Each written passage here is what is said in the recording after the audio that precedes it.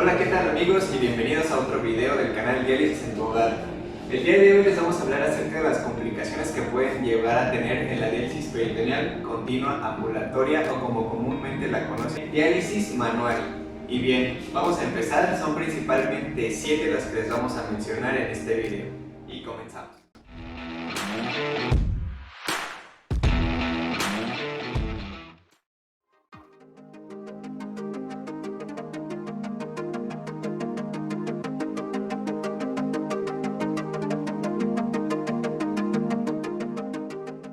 Y bueno, ¿cuál puede llegar a ser la primera complicación que se nos puede presentar? Sería la infección en el orificio de salida. ¿Qué quiere decir esto? Que a nuestro paciente su orificio de salida que tiene en el catéter puede llegarse a ver enrojecido, puede llegar a verse, puede llegar a tener calor local, puede ser doloroso para el paciente cuando mueve su catéter, incluso la salida de alguna secreción purulenta. ¿Y qué tenemos que hacer? Bueno, pues lo primero que tenemos que hacer es hacerle su curación 2 veces al día, una por el día y la otra por la noche, por 2 días. ¿Qué pasa si yo ya le hice la curación a mi paciente los 2 días, día y noche, y mi paciente sigue con dolor, sigue sacando secreción purulenta? ¿Qué es lo que tengo que hacer? Pues tenemos que ir a nuestro centro de diálisis, a nuestra unidad en donde estén atendiendo a nuestro paciente renal. ¿A qué? A que le hagan un cultivo. ¿Cómo tiene que ir nuestro paciente? ¿Cuáles son las características? Pues nuestro paciente no tiene que haberse bañado ese día para que le tomen un cultivo. Ya depende de cada institución, pues cuántos días son los que se vayan a tardar en darles sus resultados, y mientras su médico puede llegar a darles un tratamiento con antibiótico. ¿Y cuál es la segunda complicación más frecuente? Pues es la ruptura, la desconexión y la contaminación de nuestro catéter. ¿Qué puede pasar? Por ejemplo, aquí pues yo ya contaminé mi catéter, ¿verdad? Porque se cayó mi cubrebocas. Pasar, no sé, que se me haya olvidado colocar en el fajerito de mi paciente mi catéter. Entonces cuando vaya al baño se haya contaminado la línea porque esta cayó en la taza del baño. O bien cuando quise cambiar el tapón minical, yo contaminé esta parte con mis dedos. Recordemos que tenemos un video, y si no lo has visto lo dejamos aquí en la descripción, acerca de los cuidados que debemos de hacer de cómo agarrar nuestro catéter. Recuerden que no debemos sobrepasar de esta línea, ¿vale? Entonces eso es lo que puede pasar. Y también puede aparecer que se haya roto esta parte. Entonces, ¿qué es lo que debemos de hacer? Pues vamos a colocar nuestra pinza de diálisis por arriba de la ruptura. Supongamos que aquí en esta parte está mi ruptura. Entonces voy a colocar mi pinza, un paquete de gasas, una gasa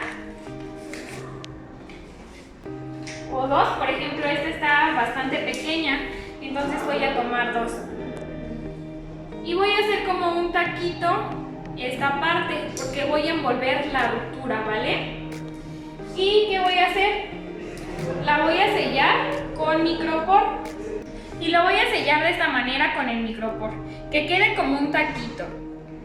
Voy a ir directamente al servicio de diálisis y le voy a decir a la enfermera o al personal calificado que se encuentre en el área, pues que mi línea o catéter se contaminó, hubo una desconexión o una ruptura. Recuerden que debemos de ser honestos ante estas complicaciones y así evitar la siguiente complicación. Y bien, como había comentado mi compañera Vane, ¿qué va a pasar si yo a mi paciente no lo llevo al centro donde lo están atendiendo porque se contaminó mi catéter o se infectó? Pues bueno, la complicación más grave de la diálisis, que es la peritonitis. ¿Qué quiere decir la peritonitis? Una infección en el peritoneo, a donde nuestro líquido de diálisis va para ayudarnos a desechar todas esas toxinas. Bien, ¿cómo lo va a presentar mi paciente? Pues mi paciente va a estar con fiebre más que nada porque es una infección, va a tener dolor, va a tener malestar general, llega a tener náusea, vómito, diarrea, y en nuestro líquido se va a presentar como una consistencia turbia. Nuestro líquido puede salir como agua de piña colada, que es como lo más clásico que a lo mejor pudieron haber escuchado. ¿Qué tenemos que hacer? Nosotros ya vemos que nuestro paciente tiene malestar, que está vomitando, que tiene diarrea, tiene fiebre, tiene dolor. Pues nosotros a la hora de dializar vemos que nuestro líquido está saliendo de una manera turbia. ¿Qué tenemos que hacer? Tenemos que terminar de dializar a ese paciente y enseguida tomar esa bolsa y, como lo habíamos visto en la técnica, tenemos que hacerle 2 nudos. Tenemos que realizarle 2 nudos a nuestra bolsa, muy fuertes, y llevarlos a la unidad de donde estén atendiendo a mi paciente. Pero sí es muy importante que no transcurran más de 2 horas. ¿Por qué? Porque si transcurren más de 2 horas, ese líquido ya no es viable para entonces nosotros tomar el citológico o el cultivo. Es muy importante que a nuestra bolsita no le hagamos ningún corte. Así como nosotros la amarramos, no tenemos que cortar absolutamente nada. Solamente tomar la bolsa, hacer 2 nudos, ponerla ya sea en una bolsita y llevarla rápidamente, que no pasen más de 2 horas. Otra complicación muy común en la diálisis peritoneal es la fibrina. ¿Qué es la fibrina? La fibrina es como la pérdida de la proteína que va a tener nuestro paciente y que va a ir desechando. La fibrina se va a observar como clara de huevo, espagueti o sopa de munición.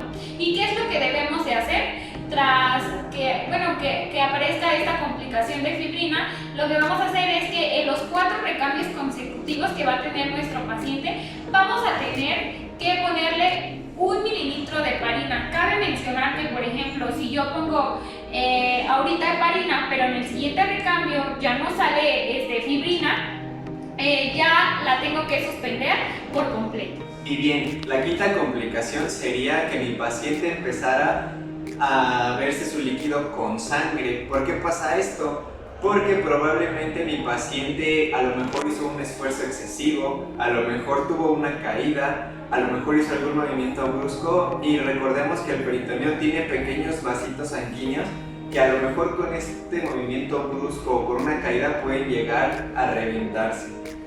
Bien, ¿qué tenemos que hacer en este caso? Que mi líquido de diálisis sale como con un tono de agua de sandía. Pues bien, se van a hacer 4 recambios de 1000 mililitros de entrada por salida. Se le llama entrada por salida, ¿por qué? Porque así como yo infundo 1000 mililitros, los vuelvo a drenar y vuelvo a comenzar. Infundo y dreno inmediatamente. ¿Para qué? Pues para que nuestro peritoneo, el vasito sanguíneo que llegó a lo mejor por ahí a romperse, pues se cierre, ya que con este líquido dializante, que, ojo, tiene que ser a temperatura ambiente, así como yo saco la bolsa de diálisis de la caja, así lo tengo que poner, ya que recordemos que en la técnica se pide que previamente esté calentado ese líquido, pero aquí no, aquí se tiene que, así como yo tomo la bolsa de la caja, así lo tenemos que poner para que ese vasito se llegue a cerrar. Bien, una vez que nosotros vemos que hicimos un recambio y sigue sangrando, volvemos a hacer otro recambio. 1000 mililitros primero, los dreno. Vuelvo a infundir 1000 mililitros y después los dreno. Si veo que ya en el segundo recambio empieza a aclarecerse, es porque ese vasito ya se está cerrando. Podemos volver a hacer otro recambio. Podemos hacer hasta 4 recambios de 1000 mililitros cada uno. Pero ¿qué pasa si por el contrario yo hago los 4 recambios y veo que mi paciente sigue sangrando? Entonces tenemos que acudir rápidamente al servicio de diálisis o, en dado caso, al servicio de urgencias para ver qué es lo que está pasando con el peritoneo de mi paciente. La siguiente complicación es la deshidratación. ¿Y cómo se va a notar mi paciente? Mi paciente va a tener malestar en general, va a estar fatigado, somnoliento. En la diálisis va a haber una salida excesiva de líquido, va a tener la piel y la boca seca. Además que su presión arterial va a estar en 100/60, es decir, va a estar baja. Hay que recordar que para dializar a nuestro paciente no lo podemos dializar si su presión arterial está en 90/60. Ahí es una contraindicación absoluta para poder dializar a nuestro paciente. Y en caso de que tenga deshidratación, ¿qué es lo que voy a hacer? Si mi paciente tiene indicado 1000 mililitros de agua que pueda tomar al día, yo le tengo que dar un 50% más. ¿Y cuál es el 50% de 1000? Escribe la respuesta aquí abajo si te la sabes, y si no, yo te la digo, son 500. Entonces, ¿cuánto le voy a dar a mi paciente? 1500. Y aunado a esto, tiene que visitar el servicio de diálisis con su cuadernillo de apego para que la enfermera o el médico pues puedan ver correctamente qué es lo que está pasando y cuál sería la solución y el tratamiento correspondiente a este. Bien, ahora por último, la retención de líquidos. ¿Qué quiere decir esto? Que mi paciente no está sacando la cantidad de líquido que debería. Entonces, ¿cómo lo vamos a ver en nuestro paciente? Pues muy al contrario de lo que nos había mencionado Vane, que la deshidratación puede manejar presiones bajas, aquí es al contrario. Aquí la presión se va a elevar, ¿por qué? Porque el paciente está reteniendo líquido y recordemos que a mayor concentración de líquido, la presión puede aumentar. Entonces, ¿cómo más vamos a ver que nuestro paciente está reteniendo líquidos aparte de la presión? Porque nuestro paciente empieza a edematizarse. ¿Qué quiere decir esto? Que empieza a hincharse de los pies y además, como estamos reteniendo en el cuerpo líquido de más, pues ¿qué es lo más característico que mi paciente va a tener? Dificultad para respirar. ¿Por qué? Porque ese líquido necesita irse para algún lado y a donde decide irse para los pulmones. Entonces mi paciente va a tener dificultades para respirar, va a tener los pies hinchados, va a tener la presión elevada. ¿Y cómo lo vamos a ver en nuestro líquido de diálisis? Porque está sacando menos de lo que debería. Ahora bien, si yo ya estoy viendo estas señales en mi paciente, ¿qué es lo que tengo que hacer? Pues primero que nada, movilizar a mi paciente. Cada paciente tiene como una manera ya particular de dializarse. A lo mejor si tu paciente ya lleva mucho tiempo, podrás notar que él, si está sentado, se dializa de una manera muy buena.